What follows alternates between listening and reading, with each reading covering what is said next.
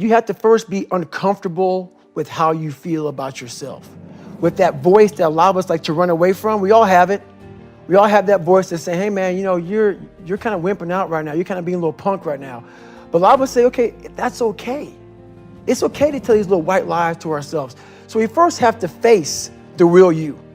The real me is David Goggins. The real me is a guy looking at you right now saying, I don't want to be on this show right now because I used to stutter as a kid. And I'm afraid of that. I'm afraid that here in a second, I'm going to start stammering and stuttering and the whole world is going to know that I have all these issues. But that's when I see right now, okay, Goggins, you got to go on the show. That's Goggins.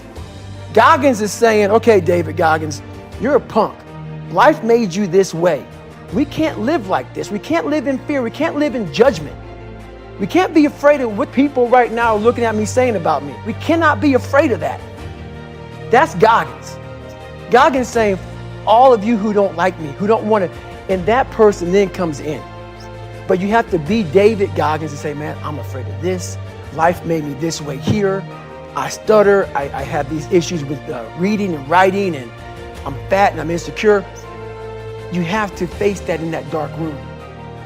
In that dark room is who you are.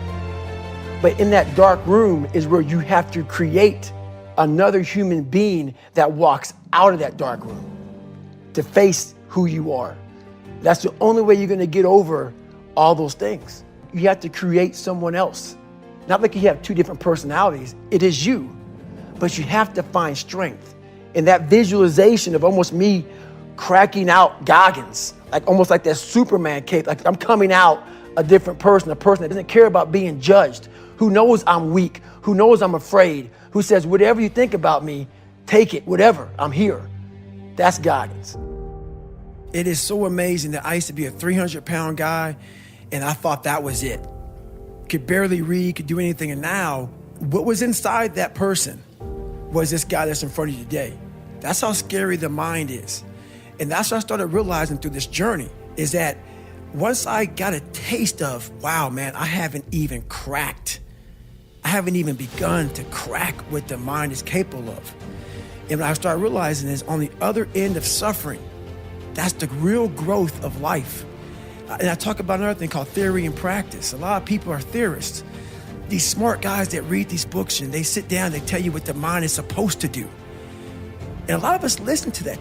By being a practitioner, I went out and realized a lot of these guys are so wrong, man. The mind has capabilities that are so unknown, and I found that through suffering. And there's a whole nother world on the other end of that.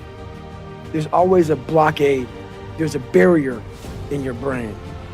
You got to find out what removes that barrier from your brain. My biggest barrier was my father. And once I removed that barrier, I was free to think. And once I felt good about myself, I was free to put action in. I never felt good about myself. I never felt good about myself. Whenever I would get somewhere, the demon would come back, put me right back in the cage. If you don't go back, like I'm a runner, left knee hurts. A lot of people focus on that left knee. And that's about life. You gotta figure out what has messed you up mentally. Go to the source. Go to the origin of the source. I was so afraid of myself that I had to figure out, I became a master of my mind. When you're afraid of something, you have to master it. That's how you start to overcome it. So what I realized, when I get to that point where I want to quit, everybody, they get to the point where they want to quit. This is what happens. The mind tells you, let's go home. Let's take a warm shower. Let's get some food. This is not right. This is that. If you cannot answer the questions at that moment, because your mind's gonna start giving you all these questions. And if you can't answer them, you're going to quit. What I realized when I was going through Buds, Ranger School, all this 100-mile race, 200-mile races, pull-up records, my mind would come creeping in. My mind said, look, brother, we've done all these other things. You've proven yourself. You're good. If I didn't have the answer to respond to my mind and say why I'm here, why I'm doing this, you will always lose that fight. You have to have the response to what your mind is going to tell you. So a lot of you know I like to run. That got taken away from me for a few months. but who cares? Life will not always be 70 and sunny. Life is the ultimate competitor. It's relentless. It will continue to attack you when you least expect it. We must learn to adapt and overcome to any and all obstacles that are in front of us. We have to evolve. And the way I evolved is I changed my diet. I had to start doing a lot more cross training. When the obstacle gets in front of you, don't let it stop you. Don't let it deter you. Some of you were born into hell. Some of you are just in hell. Life is hard, it's kicking your ass. There's a tactic in wildland firefighting that when the fire is coming at you and there's no escape route, it's a risky maneuver, but you start a fire around you. That fire around you starts to kill off and burn off all those fuels. It creates a black around you. The black means you can't get burned over. Some of you all out there need to create a fire and get out of hell. Stay hard. A lot of people have like these big four on mental toughness. All that's just crap about self-talk, visualization. It's true, but the thing about self-talk and all these things, they ask me, what do you think about when you're on mile 100 of a 205-mile run? What are you thinking about when you realize you've run for 24 hours and you have 24 more hours to run and you have another 105 miles? What goes through your mind? What do you say to yourself? I want to know. A lot of people think self-talk works. It does, but it doesn't work without the suffering before your mind starts saying we need self-talk. So what I tell myself is I go back to the months and years of preparation to get to that day.